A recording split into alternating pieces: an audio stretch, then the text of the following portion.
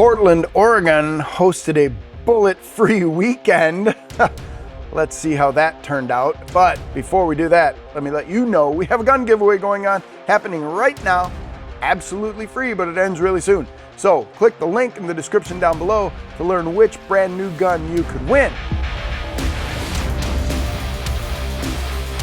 Now, anti-violence advocates in Portland, Oregon decided that they were going to host a bullet-free weekend and just tell young people to stop shooting at each other. And that was going to make a major change in the violence that is plaguing Portland right now.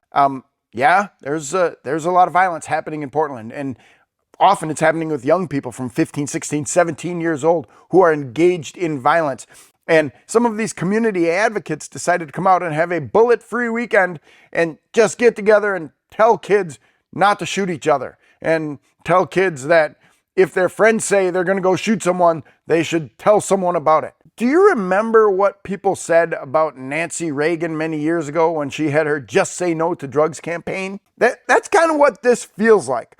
The Just Say No to Violence. They're not taking any steps other than standing up and saying, don't commit acts of violence. Okay, maybe that helps. Maybe you'll punch through to one person, but there has to be some other alternative.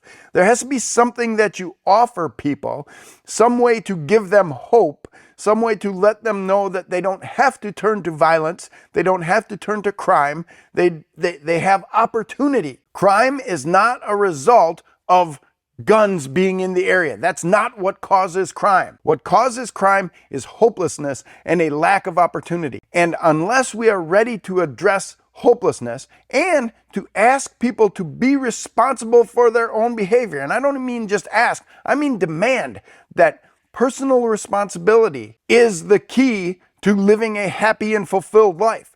This is up to you. If you want to make something out of your life, you have to do it. We can't just say, well, the government needs to step in and give people something. That's not how this works. People need to stand up and say, I am going to change this.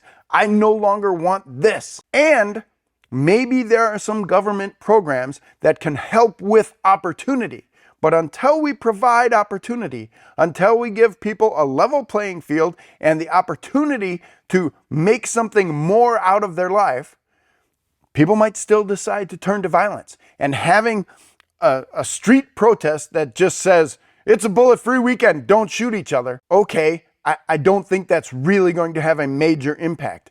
This event happened one day after someone had been shot in a park there in Portland, and the number of shootings continues to climb because people don't have opportunity. People are not encouraged to embrace personal responsibility and do what they need to improve their own lives. They're sitting around waiting because they're saying, well, the government needs to do something. Well, wait a minute.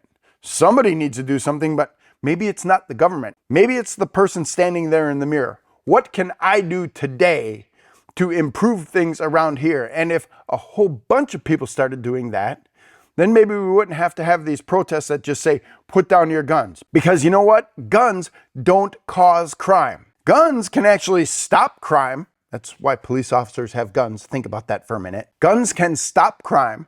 Guns can stop criminals from doing bad things. But guns do not cause crime to happen. All right?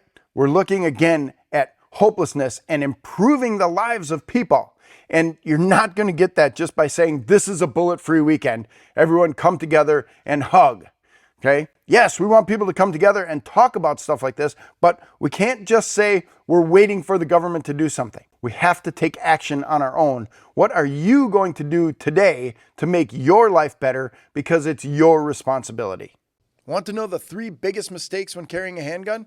Then click on the video next to me to reveal all 3 mistakes. Mistake number 2 may shock you.